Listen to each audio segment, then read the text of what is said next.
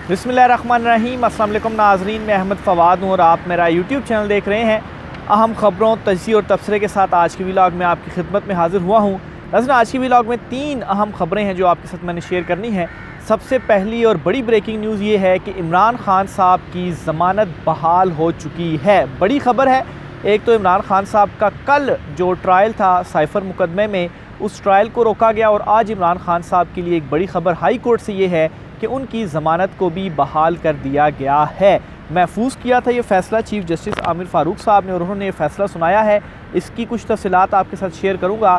दूसरे नंबर पर नाज़रीन, आज सुप्रीम कोर्ट ऑफ पाकिस्तान में, जहाँ मैं इस वक्त खड़ा हुआ हूँ, बड़ी एक अहम केस की समाअत हुई और ये फैज़ाबाद धरना अमल दरामद केस था। लेकिन इस केस के दौरान आज चीफ़ जस्टिस काजी फ़ाइज़ ईसा ने कंट्रोल होने के हवाले से एक बड़ा जो इतराफ़ है वो अपने रिमार्क्स की सूरत में उन्होंने बताया है। इस पर कुछ तफसीलात आपके साथ में शेयर करूंगा। वैसे तो प्रोसीडिंग काफ़ी लंबी चलती रही, लेकिन ये पर्टिकुलर पोर्शन है जो कि उस तरह से रिपोर्ट भी नहीं हुआ माफ़ कीजिएगा। इस पर कुछ चीज़ें आपके साथ में शेयर करूंगा। और आखिर में नाज़रीन, chief justice Islamabad high court Aamir Farooq साहब ने एक बड़ा जो हुक्म है वो सुप्रीडेंट अडयाला जेलर को दिया है। ये हुक्म क्या है, इस हवाले से भी कुछ तफसीलात मैं आपके साथ शेयर करूंगा। तो आगाज़ नाज़रीन करता हूँ इमरान खान साहब को जो रिलीफ़ मिला है आज इस्लामाबाद हाई कोर्ट से। इमरान खान साहब ने 2 मुकदमात थे, एक तो तोशाखाना और एक 190 मिलियन पाउंड, इन दोनों में ज़मानत की बहाली के लिए रुजू किया हुआ था इस्लामाबाद हाई कोर्ट से। और चीफ़ जस्टिस आमिर फ़ारूक साहब ने इस केस की जो समाअत थी वो की थी और इस केस के ऊपर फ़ैसला महफूज किया हुआ था। जैसे इमरान खान साहब के बहुत सारे मुकदमात के ऊपर फ़ैसले महफूज हुए इस्लामाबाद हाई कोर्ट में, फिर बाद में जाकर वो फ़ैसले जो थे वो सुनाए भी गए, तो इसी तरह से इन 2 मुकदमों का भी जो फ़ैसला था ज़मानत बहाली का, ये आज जो केस था चीफ़ जस्टिस आमिर फ़ारूक साहब ने इस पर फ़ैसला सुनाया है। और एक जो था इमरान खान साहब के अगेंस्ट तोशाखाना वाला केस, इसमें इमरान खान साहब की ज़मानत को बहाल कर दिया गया है। सबसे पहले इमरान खान साहब जो गिरफ़्तार थे जेल में, वो तोशाखाना ही में थे क्योंकि इसी में उनको सज़ा हुई थी, फिर सज़ा मुअत्तल हुई और फिर अब ज़मानत भी बहाल कर दी गई। लेकिन इस केस में दमख़म नहीं था, तो फिर उसके बाद दूसरा केस इमरान खान के ऊपर साइफ़र का बना और साइफ़र केस में भी क्या हुआ कि इमरान खान साहब की जो ज़मानत थी वो सुप्रीम कोर्ट ऑफ पाकिस्तान तक पहुँची और साइफ़र का ट्रायल जो है वो कल रोका गया। जस्टिस मियां गुल हसन औरंगज़ेब की सरबराही में 2 रुकनी ये बेंच से जिसने साइफ़र का ट्रायल रोक दिया। तो ये दूसरा केस था और जो इमरान खान साहब के ऊपर बना और ये केस भी सिफर साबित हुआ। फिर उसके बाद जो तीसरा मामला जिसमें अब इमरान खान साहब की गिरफ़्तारी डाली गई है, वो कौन सा मामला है? वो है 190 मिलियन पाउंड का केस। अच्छा, इस केस में भी इमरान खान साहब ने ज़मानत बहाली के लिए रुजू किया हुआ था इस्लामाबाद हाई कोर्ट से, लेकिन हाई कोर्ट ने इस दरख्वास्त को गैर मौसर करार दिया है। गैर मौसर क्यों करार दिया है? क्योंकि इमरान खान साहब की इसमें गिरफ़्तारी टल चुकी है, तो अब ये गैर मौसर हो चुकी है उनकी इस्लामाबाद हाई कोर्ट में दरख्वास्त। लेकिन जस्ट इमेजिन कि अगर इमरान खान साहब की गिरफ़्तारी से पहले इस दरख्वास्त के ऊपर फ़ैसला आ जाता तो फिर ये दरख्वास्त गैर मौसर नहीं थी। यानी कि गैर मौसर तब हुई कि ये लेट जो था मामला हुआ सारा और अभी गिरफ़्तारी के बाद ये फ़ैसला सुनाया गया, तो फिर ज़ाहिर सी बात है इसने गैर मौसर ही होना है। बहरहाल 30 दिन इमरान खान साहब को ज़ाहिर सी बात है तोशाखाना और साइफ़र से जहाँ जान छूटी तो 190 मिलियन पाउंड में उनकी जान जो है वो फंस गई। तो इसमें इमरान खान साहब की गिरफ़्तारी डाली हुई है और 30 दिन इमरान खान साहब 30 दिनों के बाद ही जो नैब तरमीम हुई थी उसमें यह था कि 30 दिनों बाद ही इमरान खान साहब इसमें अब रुजू कर पाएंगे ज़मानत के लिए। तो बहरहाल एक बड़ा रिलीफ़ एटलीस्ट ये था कि तोशाखाना में इमरान खान साहब की जो ज़मानत है वो हाई कोर्ट ने बहाल कर दी है और 190 मिलियन पाउंड में गैर मौसर करार दी है। तो इसमें इमरान खान साहब दोबारा जो सेशन कोर्ट है, ट्रायल कोर्ट है, वहाँ से ज़मानत के लिए रुजू कर सकते हैं। दूसरे नंबर पर हाई कोर्ट से ही बड़ी ख़बर है और वो ये है कि बुशरा बीबी इमरान खान साहब की जो अहलियाँ हैं उन्होंने एक दरख्वास्त दी है कि शोहर जो हैं उनके इमरान खान साहब, उनसे उन्हें तन्हाई में मिलने दिया जाए। यानी कि अभी जब भी वो मुलाकात करती हैं उनसे तो साथ जो पुलिस अफसर होता है या अहलकार होता है वहाँ पर वो पास खड़ा होता है, तो ज़ाहिर सी बात है हस्बैंड वाइफ हैं या वैसे भी अगर कोई भी इमरान खान साहब से मिले, फैमिली का कोई भी मेम्बर मिले तो साथ होते हैं। तो आप गुफ्तगू अपनी अगर कोई प्राइवेट पर्सनल बातचीत करनी हो तो वो भी आप नहीं कर सकते। तो बुशरा बीबी ने तन्हाई में, यानी कि जब वो मिलें तो उनके आसपास और कोई पुलिस एहलकार ना हो जो कि आम रूटीन में वहाँ पर मौजूद होते हैं और वो सारी गुफ्तगू यानी कि फिर सुन ही रहे होते हैं एक किस्म की। तो उन्होंने ये दरख्वास्त की है, इसमें कहा है जी कि कुछ पर्सनल बातें करनी होती हैं, जब मैं अपने शोहर से बात कर रही होती हूँ तो जेल हुकाम साथ ही मौजूद रहते हैं। मुझे अपने शोहर से पर्सनल बातें करने की इजाज़त दी जाए, हमें तन्हाई चाहिए। सुप्रिटेंडेंट को अहकामात दें कि वो मेरे शोहर से अकेले में मिलने दे। बुशरा बीबी ने इस्लामाबाद हाई कोर्ट में जो दरख्वास्त है वो दायर कर दी है। तो ये इस्लामाबाद हाई कोर्ट से दूसरी बड़ी आज की खबर थी। तो इमरान खान साहब के जो केसेस थे वो कल के बाद ही मज़ीद उनके ऊपर अपडेट आएगी, लेकिन आज ये एक अपडेट हुई जो ज़मानत बहाली की और दूसरे नंबर पर जो बुशरा बीबी की दरख्वास्त सामने आई है। आगे चलते हुए चीफ़ जस्टिस कादी फ़ाइज़ ईसा के हवाले से एक बड़ी ख़बर है, वो आपके साथ मैंने शेयर करनी है। जो मैंने कंट्रोल होने के हवाले से जो उनके रिमार्क्स थे उस पर आपको शुरू में बताया। इस पर हुआ ये कि आज फैज़ाबाद धरना अमल दरामद केस में जो नज़रसानी दरख्वास्तें थीं उन पर समाअत हुई। इसमें वैसे तो आलमोस्ट तमाम जो फ़रीक़ैन हैं उन्होंने अपनी दरख्वास्तें वापस ले ली हुई हैं और वापस लेने की बुनियाद पर उसे ख़ारिज कर दिया गया है, लेकिन शेख रशीद अहमद साहब चूँकि चिल्ले पर थे इस वजह से वो सुप्रीम कोर्ट ऑफ पाकिस्तान में ख़ुद नहीं आए हुए थे। तो ये था कि अगर फ़रीक मौजूद नहीं है और उसने दरख्वास्त वापस नहीं ली तो फिर केस कैसे ख़त्म होगा। तो इस पर यह कहा गया था लास्ट हेयरिंग में भी चीफ़ जस्टिस कादी फ़ाइज़ ईसा साहब ने कि जो नेक्स्ट हेयरिंग होगी यानी कि जो आज समाअत हुई है इसमें शेख रशीद साहब पेश हो जाएँ, वो वापस लेते हैं तो फिर उनकी वापस हो सकती है दरख्वास्त। तो आज शेख रशीद अहमद साहब जो हैं वो सुप्रीम कोर्ट ऑफ पाकिस्तान में पेश हुए। अच्छा, उनसे जुड़ी एक गलत खबर भी आज चलाई गई है क्योंकि मैं सुप्रीम कोर्ट में ही था, शेख रशीद अहमद साहब जो है वो बैठे हुए थे कमरा अदालत में भी, कि उन्होंने ये कहा है जी कि उनके ऊपर तशद्दुद हुआ या मुनीब फ़ारूक जो है जिनको उन्होंने इंटरव्यू दिया था उनके शो में उनको मारा गया तो उन्होंने रोका। तो ये गलत खबर थी। ये खबर कैसे चली, किसने चलाई और फिर बाद में माफ़ी मांगी गई वी न्यूज़ की जानिब से, इस पर भी चीज़ें जो है वो आपके साथ में शेयर करूँगा, लेकिन पहले ये समाअत का हवाला आप सुन लें।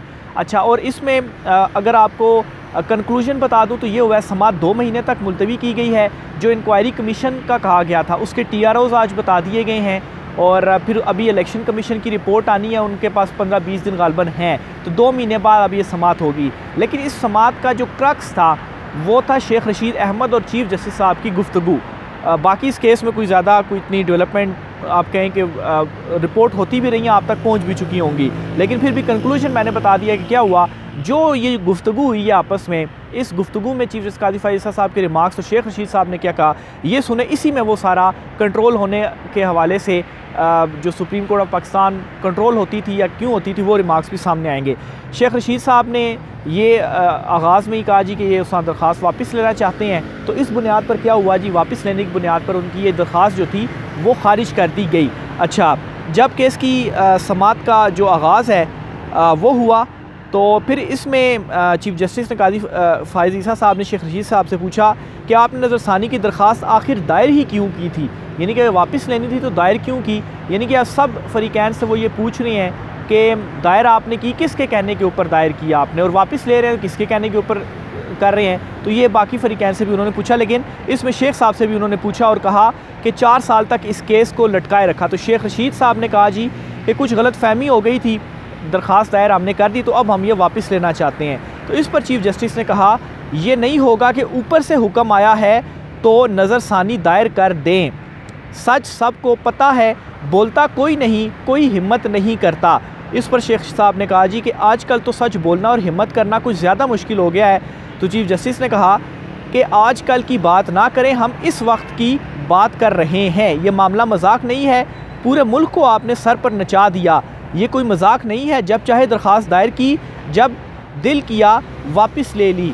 अच्छा, फिर कहा जी कि नज़रसानी दरख्वास्तें इतना अरसा क्यों मुकर्रर नहीं हुई, ये सवाल भी उठता है। अच्छा, अब वो रिमार्क्स आ गए हैं जिनका मैं आपको जिक्र कर रहा था, और जहाँ पर फ़रीक़ैन तो कह रहे हैं कि हमने ख़ुद ही दरख्वास्त दायर की, ख़ुद ही वापस ले रहे हैं, लेकिन काजी साहब ये कह रहे हैं कि आप सच बोलें और किसके कहने पर दायर की और किसके कहने पर वापस ले रहे हैं, या अब वापस आप ख़ुद ले रहे हैं तो किसके कहने पर दायर की। तो इनडायरेक्टली ज़ाहिर सी बात है ताकतवरों की तरफ इशारा था कि उनका कोई नाम जो है वो आप क्यों नहीं लेते। बहरहाल नाम किसी का भी नहीं लिया गया। अब वो रिमार्क्स हैं कि चीफ़ जस्टिस कादी फ़ाइज़ ईसा साहब ने कहा जी कि क्या सुप्रीम कोर्ट को उस वक्त कोई अदालत से बाहर की कुव्वतें कंट्रोल कर रही थी। अच्छा, यहाँ तक भी चीफ़ जस्टिस साहब ने अब इतना वो ओपन हो गए। पहले तो कहते रहे कि किसके कहने के ऊपर किया। अब वो कह रहे हैं, अब उन्होंने साफ कह दिया कि बाहर की क़ुव्वतों के ऊपर क्या उस वक्त अदालत जो थी वो कंट्रोल कर रही थी, और फिर ये भी कहा, पहले ये पूछा कि क्या और फिर कहा क्यों। वो भी रिमार्क्स मैं आपके सामने रखता हूँ कि कादिफाई क्यों इस्तेमाल होती रहीं, यानी कि सुप्रीम कोर्ट जो है क्या अदालतें इस्तेमाल हुई और क्यों इस्तेमाल होती रहीं। तो ये बेसिकली दो चीज़ों उन्होंने की। पहले क्वेश्चन मार्क भी किया क्या से और क्यों से मुराद करके कहा कि यानी कि ख़ुद ही इसमें एक एक्सेप्टेंस है कि हुई, और फिर सवाल तब भी आता है कि क्यों हुई। तो बहरहाल ये इस मामले के ऊपर उन्होंने मज़ीद ओपन होकर कहा, और डायरेक्ट क़ुव्वतों की तरफ उनका जो इशारा था, वो क़ुव्वतों का नाम उन्होंने खुद भी ले लिया, उस तरफ जो इशारा था वो उनकी जानिब से कर लिया गया चीफ़ जस्टिस काज़ी फ़ाइज़ ईसा की जानिब से। और ये वो इंपॉर्टेंट चीज़ थी जो कि आज की समात में रिमार्क्स की शक्ल में आई। अच्छा, फिर आगे चीफ़ जस्टिस साहब ने कहा जी कि सबसे पहले हम खुद काबिल एहतसाब हैं, नज़रसानी की दरख्वास्त आ जाती है, फिर कई साल तक लगती नहीं, फिर कहा जाता है फ़ैसले पर अमल नहीं किया जा रहा क्योंकि नज़रसानी ज़ेर इल्तवा है। फिर चीफ़ जस्टिस साहब ने शेख साहब से कहा जी कि आप अब भी ये सच नहीं बोलेंगे कि किसने नज़रसानी का कहा था, जिस पर शेख साहब ने कहा कि नज़रसानी दरख्वास्त दायर करने के लिए मुझे किसी ने नहीं कहा था, यानी किसी ने भी नहीं कहा और मैंने ख़ुद जो है वो दायर की। और बहरहाल ये एक इम्पॉर्टेंट मुकालमा था जो कि चीफ़ जस्टिस काज़ी फ़ाइज़ ईसा और शेख रशीद अहमद साहब जो हैं उनके दरमियान हुआ, और इसमें ये कुछ जो बातें थी वो की गई। फिर अटॉर्नी जनरल साहब ने इंक्वायरी कमीशन जो था उसका नोटिफिकेशन अदालत में पेश किया और कहा जी इंक्वायरी कमीशन बना दिया है, ये तहकीकात करेगा। उसके TROs भी अदालत में पेश कर दिए गए। अफसार आलम साहब भी जो है वो आज अदालत के सामने पेश हुए। बहरहाल आखिर में ये जो समात थी वो फिर 22 जनवरी तक मुलतवी की गई है। 22 जनवरी जो यानी कि तकरीबन 2 महीने दिए गए हैं, उसमें ये जो इंक्वायरी कमीशन है अब 2 महीने के अंदर ये क्या करता है, इसका भी फिर सुप्रीम कोर्ट ऑफ पाकिस्तान पूछेगी कि इसने क्या तफ्तीश तहकीक वगैरह की, किस किस को बुलाया। अच्छा, इसमें यह भी कहा गया है चीफ़ जस्टिस काज़ी फ़ाइज़ ईसा की जानिब से कि इंक्वायरी कमीशन जो है वो किसी को भी बुला सकता है। अफसार आलम साहब ने जो कुछ नाम लिए उनको भी बुला सकता है, और उनके नामों में साबिक DG ISI जनरल फैज़ हमीद साहब जो हैं वो भी शामिल हैं। तो एक मरतबा पहले भी कुछ रोज़ कबल इसी तरह से जनरल फैज़ हमीद साहब जो हैं रिटायर, उनका मुकदमा आया था तो वो भेजा गया, और ये भी आया, और इसमें भी कहा गया जी कि अगर ये बुलाना चाहे तो उनको भी बुला सकती है, इख्तियार है। तो बहरहाल अब ये 2 महीने में क्या करती है इसकी भी सारी फिर चीज़ें बतानी पड़ेंगी अगली हेयरिंग में, और इलेक्शन कमीशन की रिपोर्ट भी अगली हेयरिंग में सामने आ जाएगी।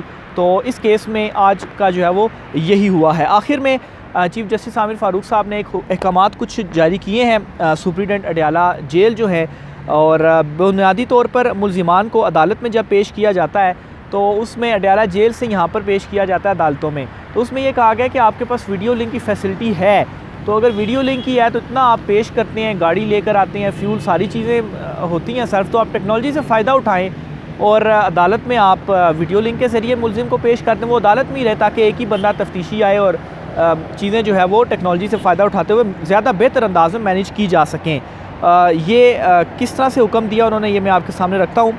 Chief justice Islamabad high court Aamir Farooq ने अडयाला जेल से कैदियों को महज हाज़िरी के लिए इस्लामाबाद की अदालतों में लाने से रोकते हुए वीडियो लिंक के ज़रिए पेश करने की हिदायत कर दी है।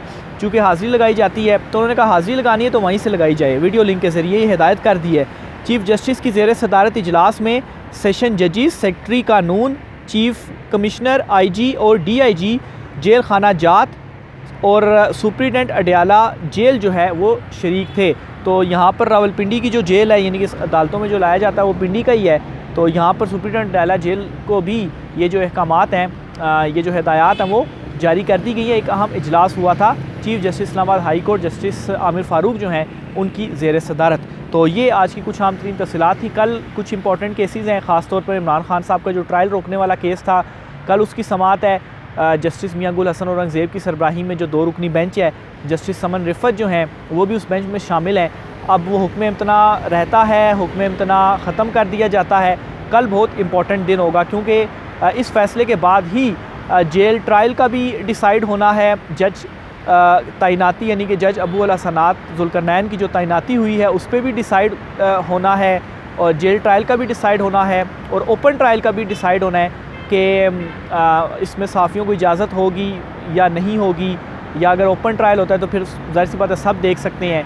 और फिर इसमें यह भी है कि अगर जेल ट्रायल ही होना है लेकिन जेल ट्रायल ओपन होगा वहाँ इजाज़त होगी। तो ये सारा कल एक डिसाइड हो जाएंगी। वफाकी जो हुकूमत है वो क्या इसमें जवाब जमा कराती है, वो भी कल ही मैटर पेंडिंग है। तो इसमें भी जो कुछ होता है आपके साथ मैं चीज़ें शेयर करता रहूँगा, राय का इज़हार कीजिएगा। आज के व्लॉग से इतना ही, मुझे इजाज़त दीजिए। अल्लाह हाफ़िज़।